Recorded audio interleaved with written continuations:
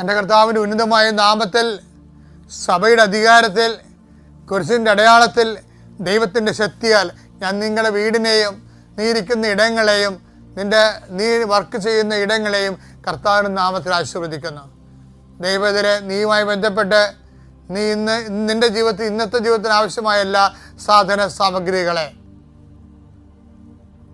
അത് ഫയലാകാം, പേപ്പറാകാം, വേറെ എന്ത് സംഭവമായ അത് കയ്യിലെടുത്തുകൊണ്ട് ആശീർവാദം മേടിക്കും. മക്കളെ, കർത്താവെ, കന്നുകാലി വളർത്തി ജീവിക്കുന്നവരുണ്ട്, കടകമ്പോളം ചെയ്ത് ജീവിക്കുന്നവരുണ്ട്, ബ്യൂട്ടി പാർലർ നടത്തി ജീവിക്കുന്നവരുണ്ട്, ഓരോരോ ചെറിയ ബിസിനസ് നടത്തിയിട്ട് ബേക്കറി നടത്തി ജീവിക്കുന്നവരുണ്ട്, ചെറുകിട വ്യവസായങ്ങൾ.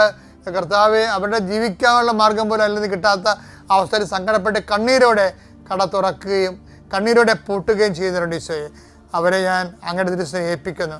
അവർക്ക് അതുകൊണ്ട് ജീവിക്കാൻ പറ്റത്തില്ലെങ്കിൽ ദൈവമേ, അവർക്ക് ജീവിക്കാൻ പറ്റുന്ന ഒരു ഇടം, ഒരു സ്ഥലം, ഒരു സംരംഭം അവർ കാണിച്ചു കൊടുക്കാൻ പരിശുദ്ധമ്മ കാനായിലെ കല്യാണത്തിൽ ചെന്നിട്ട് അവർക്ക് വീഞ്ഞില്ലെന്ന് പറഞ്ഞുകൊണ്ട് കർത്താവിന് ആ വിഷയത്തിലേക്ക് കൊണ്ടുവന്ന പരിശുദ്ധമ്മ, അധികാരമുള്ള അമ്മ, നിന്നെ അനുഗ്രഹിക്കുകയും നിനക്ക് ജീവിക്കാൻ, നിനക്കും മക്കൾക്കും ജീവിക്കാൻ പുതിയൊരിടം നൽകുകയും ചെയ്യട്ടെ. കേസകപ്പെട്ടിരിക്കുന്നവരെ, കള്ളക്കേസകപ്പെട്ടിരിക്കുന്നവരെ, അതുപോലെ തന്നെ വാക്ക് തർക്കങ്ങളിൽപ്പെട്ടിരിക്കുന്നവരെ, അതുപോലെ ഭീഷണിക്കപ്പെട്ടിരിക്കുന്നവരെ, അതുപോലെ അതിർത്തി തർക്കങ്ങളുള്ളവരെ, അതുപോലെ കേസ് കടലിൽ അനുകൂലമായി വിധിക്ക് വേണ്ടി പ്രാർത്ഥിക്കുന്നവരെ, ഇങ്ങനെ ഓരോരോ കാര്യങ്ങൾക്ക് വേണ്ടി, അതുപോലെ പരീക്ഷയുടെ റീടെസ്റ്റിന് കൊടുത്തിരിക്കുന്നവരെ, അതുപോലെ തന്നെ ഓരോ വിഷയങ്ങൾക്ക് വേണ്ടി അനുകൂലമായ തീരുമാനങ്ങൾക്ക് വേണ്ടി കാത്തിരിക്കുന്നവരെ, അവരെ കർത്താവിൻ്റെ തിരുസന്നിധിയിൽ സമർപ്പിച്ച് പ്രാർത്ഥിക്കുന്നു.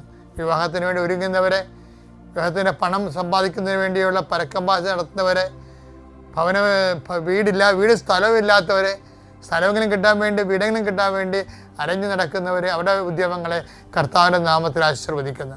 Lord, infuse us with power and grace.